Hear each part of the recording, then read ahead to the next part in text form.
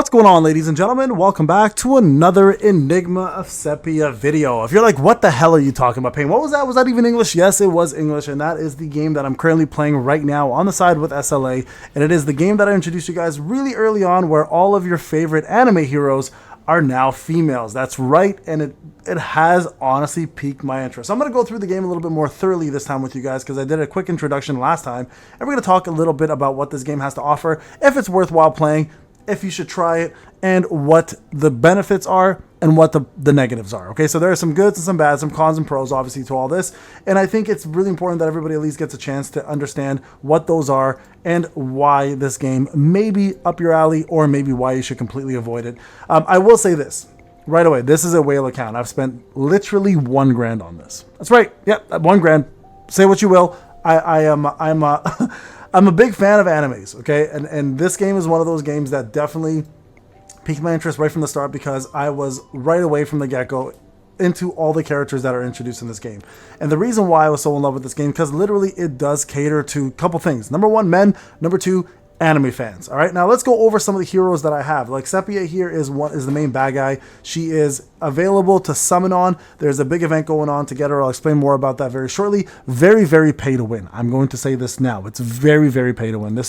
It can be free to play friendly, but if you're going to be free to play, understand that you're going to be missing a big portion of the game, which is the competitive aspect, killing bosses, PvP, ladders, etc. Right? Very, very competitive. This is Itachi, believe it or not. This is Eclipsia is Itachi. I'm gonna go take her outfit on so she looks a little bit more like the Itachi self, but there's Itachi with the crows, obviously the umbrella. So this is the Itachi that we have on. This is just the costume. Yeah, all right. Don't get me started. Now going over to the next one.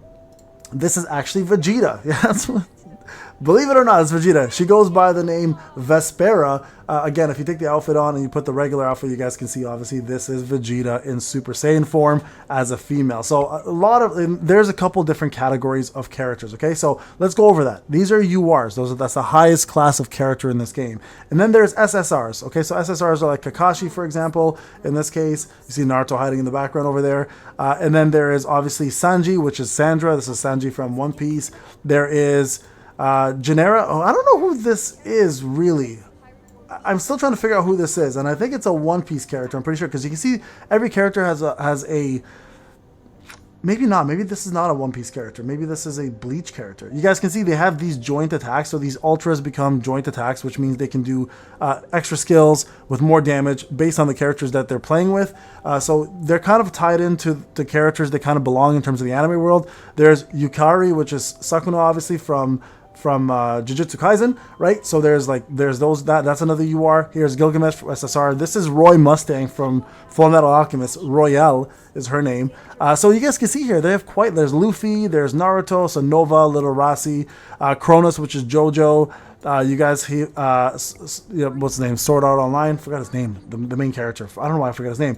Morgana, and this is another character here. So you guys can see overall, there's Zoro from One Piece, there's Sasuke from Naruto. So again, there's different classes. There's SSR, there's SSR Plus, then there's SRs. Now the beauty of this game is the SRs can actually increase their overall utility by increasing their stars, and then they become more powerful. You guys can see right here, for example, the aptitude is 98. That means how strong they are, right? If you star units up far enough, they become even more stronger than some URs in terms of their aptitude, and they gain new skills. And this is actually a cool feature, I will say. Plus, you can use universal shards to get units up. Now, for SRs, for example, and rares, if you get them up high enough, what they'll end up needing to do is then break through. And breaking through, it's a different concept altogether. You can see when you see a max star, for example. I'll just show you real quick. Let me try to max out someone's star. Here we go. So this character here can go further. They can be promoted even further, okay? So they go into the yellows and the reds. Now, if it's an SR character, though, SR characters have to stop at 5 stars, and then you have to give them more dupes in order to break through, which means you have to get their HP up, you have to get their attack up, you have to get, I think, their defense up, etc. to max, and then they can go further. So it's a lot harder, believe it or not, to actually level up your SR characters than it is to level up your SSR characters or your SSR Plus. The thing with this game that I have to admit is very pay to win, again, is the PvP aspect. Everything is whale related, so the higher your account in terms of how much you pay, the more chances you are likely to get further in the game as a pay-to-win player. Free-to-play does have some fairly good features like story mode, and some of the modes are fairly free-to-play, but when it comes down to the competitiveness ladder board, you're kind of screwed when you're a free-to-play player. So you guys can see this, is, for example, is Edward from, obviously you see the arm there. This is Goku here. I think we've done Goku's already. Yep, we've done that. This is supposed to be Ichigo, right? Lena Frost, like nowhere near Ichigo's name. Like here, this is an example right here, right? So you guys can see. Oh no, actually I don't have to start her up any further. Hold on. Let's see if I can find one where I have to start it up. I think I have one here that I can show you an example of. Star up here. No, this one's okay still as well. Let me just see if I can find one, guys, with a star up option, where I have to go further. So Sylvia, so this is supposed to be light. Star up. Here we go. This is what I'm talking about. See? Like, look, when you get to the point where you have to now break through, you have to actually get 40 dupes of each of these. So that's 40, 40, 40, 40 to break through and get them even further up. Okay, so that's the thing. Each character has things they bring. So this is an attacker. This is the faction, for example, right? This is the mastery faction. This is an attacker, an assault unit. Offers bleed and slay. So every time you want to see what a unit does, just go through their kits by simply seeing this is Yuji from Jujutsu Kaisen. This is from Fairy Tail. I don't know who this is. I'm assuming maybe from Faith or something. But anyways, Chainsaw Man, obviously Denise, right? So again, a lot of characters from your favorite animes exist here. Now, in terms of gameplay, let's talk a little bit about that. I think this is important to understand. You have a bathhouse here. This is your home. You can kind of level up your character's attributes here. You can do home things like play mini games right here, like Monopoly. You can do Hero Museum here, which allows you to boost up your characters in regards to their levels and give them the lowest level of your top tier characters. You guys can see right now mine's 210. And then missions, right? You have missions here as well, which are your dailies. So there's dailies and weeklies, the typical stuff, right? There's quick battle, which means you can get yourself more resources through the story mode. So this here is the story mode. After a certain point, story mode requires 2 bosses, by the way. So you'll see, or two teams. So you're going to need to eventually get there. But this is quick battle. You guys can see here, you get gear, you get yourself resources, the typical idle stuff, right? And while you're doing that, you're going to also be able to do dispatches. Dispatches allow you to get currency from just sending your units out and waiting a certain amount of time before they come back and give you guys more currency to use, right? So dispatch is a fairly common thing in most of these games. And right now, if you want to rapid complete, I can use my diamonds. Now, that's something that does happen a lot. You do get a ton of diamonds for free, so I do like that aspect of it for sure. I'm going to finish this up. And the cool thing is your idol actually gives you summoning tickets, which is very rare for a lot of games to give you free currency for summoning tickets. So I think that's a really, really cool feature, and one that a lot of games should adopt, giving you summoning currency as an idle thing, or giving you character shards. And again, something that most games do not do because they know that people will buy it. Even though as pay to win as this game is, it can be fairly free to play friendly if you're patient and you can avoid the PvP aspect of it in the back of your head and say, you know what, this is for whales and I'm okay with that. All right, so there's a lot here that this game has to offer that's good, but there's also a lot that's bad. Now the bad stuff here is the game is very, very idle, right? You guys can see the characters are attacking, they're kind of doing their own thing. You don't have much control over what goes on. Also, there's just too many ways to upgrade units, whether it's duping, whether it's going through the star system, whether it's the I'll show you another system real quick. It's called the summoning system, where you can summon certain demons to fight for you, or if it's going through the spa, or what else? There's gear, obviously. You can equip gear. You can craft gear. It's just so much to do. There's just a lot going on, which can be good and bad. If this is going to be your main game, that might be a good thing. But you can see the menu is extremely cluttered, right? So there's a lot of mini games, there's a lot of PvP, there's a lot of content for you to do, but it can also be very cumbersome. The good thing though with a lot of this content is, again, it's idle, right? If I want to challenge this, for example, I can do this and the story mode at the same time in the background, right? If I go back, you guys can see this is battling, and you guys can see my quest is still going on. I could also do temple here, which, look, the star chain is another system here where you open boxes and you can level up your units through boxes, or you can get these powerful boxes that give you shards, and these shards are another way to boost your power. Just an obscene amount of ways to gain power, which again can be good or bad depending on your playstyle. If you're somebody who likes to do things quickly and get them done, this game might not be for you. I feel like this game does want their players to be on here for quite some time, and you do have to log in a few times, because if your treasury box, which is your idle rewards, gets maxed out, your characters don't advance any further. That is the one cool thing I will say though, is your characters will play on their own while you're away, as most idle games will do, but they'll actually progress through the stages. Rather than just getting idle rewards, they'll actually play the stages on your behalf while you're gone.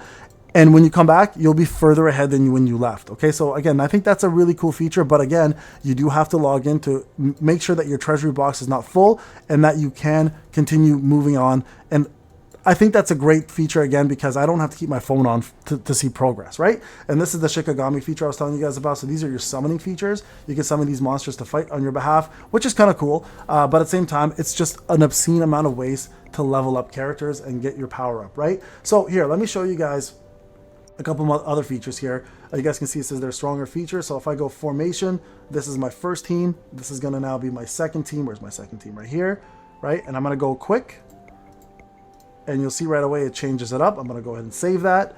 And then you can sync it. When you sync it, it lets you sync the same team to all of these other modes. So you don't have to worry about going in and switching it every single time. I think that's a really cool feature as well. Now, let's go into some other modes. So Void Rift is going to be a mode where you can collect resources for your characters.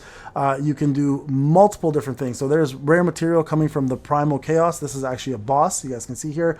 I haven't done this boss yet. I don't have enough challenges, but when I do, I'll go and do it. But this is Sepia right here, and these are the buffs that she has, and then these are the skills that she has, and these are the materials you can get as a server and a global server to kill these bosses. Another really cool feature, of course, is the rapid growth ability here to get more resources. Super easy to do. And again, because diamonds are plentiful, this is something you absolutely want to do for sure. All right, there's Dimensional Trap, which is your usual, here's a condition, challenge it, beat it, get resources. This is very straightforward. You simply have to press quick. It automatically redoes the team for you. That lets you get the exact things you need. And then you just jump in and you battle. And again, you can just back out of this while it's happening, or you can watch the whole battle and see how your team does and make adjustments accordingly, right? So you guys can see here, we're destroying it. Perfect, got all 3 stars. We move on. As you collect more of these stars, or in this case, I don't know, lightning bolts, you'll get yourself more rewards along the way, including summoning tickets and diamonds. So again, a lot of easy ways to get resources through this game. There is this also called Demonic Statue, where you can fight certain bosses to have certain elemental drops for these things called, what are they called? Let me just see real quick what they're called. Emblems. That's right. So emblems are another form of gear. Remember I told you guys there's gear where there's a lot of gear. So let me go here to the hero, right? If I click on Sepia, for example, under gears, you guys can see this is my regular gear, plus you have these scrolls, which you can get as well. I'm going to boost that up. And then you have something called a Kabbalah tree, which is actually your tree for unlocking certain attributes from your character. The whole study life skills section is massive. You have creation mode for healers, you have origins for defense, you have matter for mastery, and then you have spirit for attack units or divinity units. And then you have yourself also, like I said, there's a lot, guys, right? Let me go back to the constellation. Well, what am I doing? What just happened there? Why am I on that unit? Here we go, Sepia. And then there's the emblems, right? You guys can see here, emblems do different things. They give you stats, they give you certain skills you can level up, you can enhance them. There's just so much, guys. There's just so much to do in this game that it becomes kind of overwhelming at times. So make sure if you plan to play this game that you are willing to give yourself the opportunity to invest in a lot of the modes, because if you can't keep up with a lot of the modes, you're going to fall behind and you're going to start losing a lot of rewards that you would normally get if you were on top of it. So there is a lot, and you can see the UI here gives you a lot of things. Like, for example, the Sepia Crusade is available right now. You guys can do certain wishes here to get rewards along the way. There's a chance to get a free Sepia as well too, which is a great unit, one of the first divinity units. There's little mini games you can play. There's challenging certain bosses to get resources. All of this stuff is very free to play friendly, I will say that. But again, because it gives you the option to spend so much so fast, it's so easy. It's this Trafalgar Law right there. It's so easy to get caught up to the pay to win aspect. And if people are being paid to win on your server, it's going to be really hard for you to compete whatsoever. All right, guys, there's a couple modes I wanted to discuss with this. There's more content to come for this game, I think. I think I'm going to cover it a little bit more. I think it's worthwhile trying. I think you guys should definitely give it a go and see how you feel about it. If you are a fan, let me know in the comment section if you are playing this. I'm currently enjoying the heck out of it, not going to lie. It's exactly what I play in most RPG games, and it kind of fills the void of when SLA is kind of quiet and I've done all my dailies and I'm not streaming. This is an easy game to just pick up, let autoplay do its thing, collect my rewards, and move on, right? You guys can see, again, this is like very, very one piece because you're fighting both. But again, similar scenario to most of the games where you'll fight either one-on-one or you'll fight a whole team or 2 teams. And as you fight, you'll get yourself rewards along the way. See, there's waves on this one right there. And look, I'm going ×5. Like, if you go and see some of the skills, you can, by the way. And then right here, this is the usual. Get yourself some rewards, get yourself some buffs, and then continue fighting the bosses. and see how you do and get rewards at the end of it all, right? So very, very straightforward, super easy to do. And honestly, I've been enjoying it. I think it's worth it. I think you guys should definitely give it a try. Again, Enigma of Sepia is the game. If you guys are fans and you want me to continue covering it, I will. I can do some showcases for characters. I can talk about the best packages if you want to be pay to win. I can talk a lot about different things about that this game has to offer, because I've spent $1,000 now. I kind of have a good idea of what I should have spent on and not. And of course, you guys can learn from those mistakes while I play. So again, if you are interested in me covering this, guys, please let me know. Like, comment, subscribe, hit that notification button, and again, just leave a comment. Let me know, hey Payne, I'm enjoying this. Please cover more. Or if you don't care, just let me know that you watched and that you're supporting. Appreciate you guys. Thank you so much. Have a great day. We'll talk to you guys in the next one. Take care.